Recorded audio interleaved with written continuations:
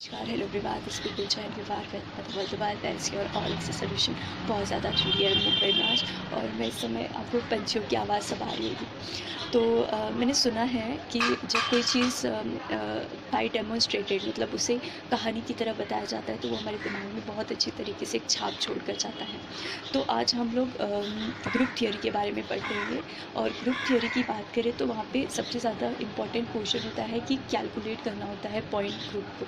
तो उसी चीज़ को मैंने बहुत ही सिंपल भाषा में और जो हमें समझ आए और आपको भी, अगर आप पॉइंट ग्रुप को या ग्रुप थियोरी को समझना चाहते हैं तो 3 एस्पेक्ट्स आपको समझने होंगे। H2O, NH3, BF3, PTCl 4, ये 4 जो एग्जांपल्स है वो हमेशा रिपीट होते रहेंगे ताकि आपको ये चीज़ ज़्यादा अच्छे से समझ आए।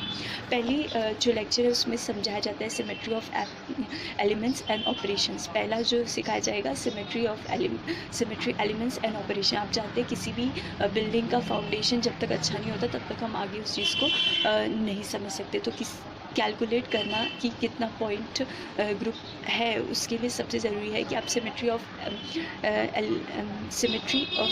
एलिमेंट्स समझ जाए।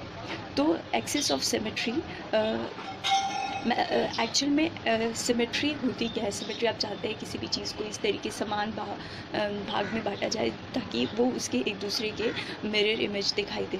तो that is a mathematical study of the theory that we called the axis of symmetry. इसमें हम चार चीज़ों को सीखते हैं।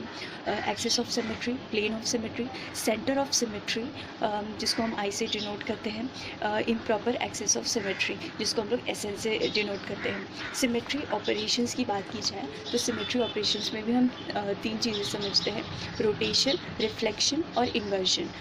और आप जानते हैं कि एक वाटर मॉलिक्यूल है, जैसे कि ये है आपका वाटर मॉलिक्यूल। तो H1 और H2 ये कोई नंबर्स नहीं होते, ये सिर्फ अपने आप को समझने के लिए होता है।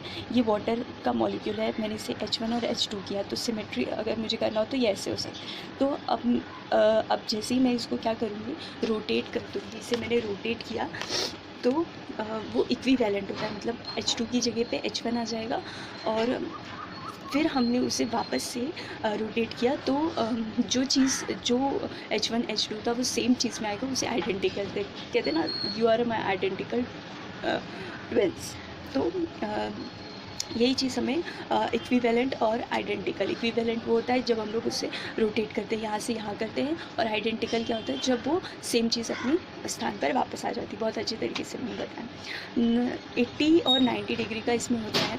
90 डिग्री आप जानते हैं ये होता है कि अगर वो यहाँ पर है BF3 NH3 इन चीज़ों में, खास करके BF3 में इसका कैलकुलेशन 90 डिग्री में क्या होता है, अगर आपका वो हॉरिजॉन्टल है तो वो आपका वर्टिकल में आ जाएगा, और अगर 180 डिग्री की बात करेंगे तो 180 डिग्री क्या होता है, पूरी तरीके से रोटेशन हो जाना। तो हॉरिजॉन्टल है तो लेफ़्ट राइट हो जाता है, टॉप बॉटम हो जाता है, टॉप रहेगा बॉटम हो जाएगा, लेफ़्ट रहेगा राइट हो जाएगा, ये रहते हैं। उसके बाद है एक्सिस ऑफ सिमेट्री, जिसे SN से CN से डिनोट करते हैं। CN मतलब क्या होता है, that is a axis of symmetry.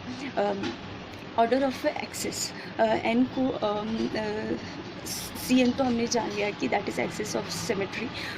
N जो होता है that is order of axis.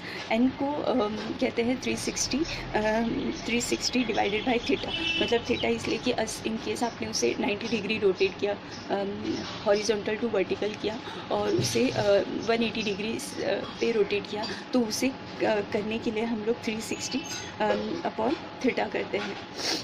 इसमें एक्सिस ऑफ सिमेट्री को समझने के लिए 2 चीज़ें आपको समझनी होगी। इमेजिनरी एक्सिस मतलब वो जो पॉइंट होता है, और that is second is a symmetrical axis. Symmetrical मतलब आप जानते हो कि सिमेट्रिकल मतलब जो समान हो, symmetrical and axis. Water molecules का वापस से यहाँ पर दिया गया है ऑप्शन, उसे हमने कैसे डिवाइड किया है। याद रहे जो CN होता है, अगर आपका CN है 4, सेंटर ऑफ सिमेट्री 4 है, तो आप उसे 4 से डिनोट करेंगे। 5 H2 में 2 रहेगा तो सिग्मा करके C2 लिखा जाता है। लीनियर मॉलिक्यूल्स पे CN 2 नंबर्स जो होते हैं सेम भाग पर आते हैं, बार बार आपको रोटेशन ना करना पड़े। उसके बाद हम लोग प्रिंसिपल एंड सस्पेंड्री एक्सिस के बारे में जानते हैं। प्रिंसिपल और सस्पेंड्री का मतलब होता है, प्रिंसिपल मतलब होता है जो पॉइंट के पास है, जो मैक्सिमम नंबर में है। कई बार क्या होता है जैसे कि PTCL4 उसमें 4 है, तो मतलब उसमें सस्पेंडरी भी बोलते हैं, सस्पेक्टरी भी होता है और प्रिंसिपल भी होता है। प्रिंसिपल को हम लोग जो ज़्यादा रहेगा C4 एंड C2 यहाँ से जाना, और जो पॉइंट वाला रहता है that we call principal axes. उसके बाद सेकेंड लेक्चर में हम समझते हैं axes of symmetry, plane of symmetry and dihedral plane of symmetry. अब इसको एक जस्ट अ सेकेंड, ऐसा ना हो कि कुछ ज़्यादा ही मैं पढ़ा दूँ और फिर उसके बाद मुश्किल हो जाए हम लोग को रिवाइज करना। हाँ, तो थर्ड वाला यही है।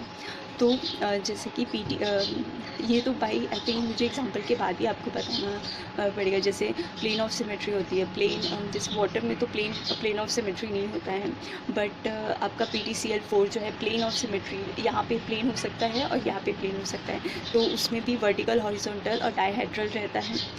इसे मैं आपको विथ प्रैक्टिकल मतलब ऐसे ही दिखाकर समझा सकती हूँ, तो इसके लिए हम दूसरा एक वीडियो बनाते हैं। बट मेरा जो हो चुका है that is a centre of symmetry, जिसे I से डिनोट करते हैं, and inversion centre of symmetry या इम्प्रॉपर एक्सेस ऑफ सिमेट्री, जिसको हम लोग SN से CN और SN से फ़र्क होता है। Okay, that's all in this video. Thank you.